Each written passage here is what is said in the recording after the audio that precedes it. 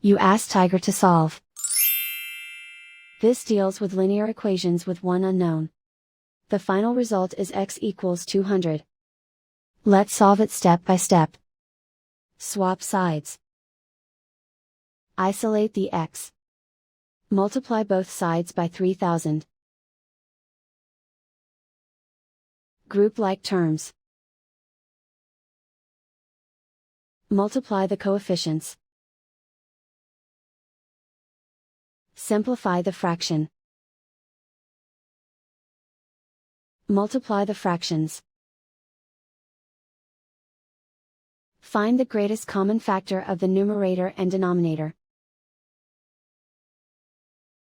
Factor out and cancel the greatest common factor. And so the final result is x equals 200.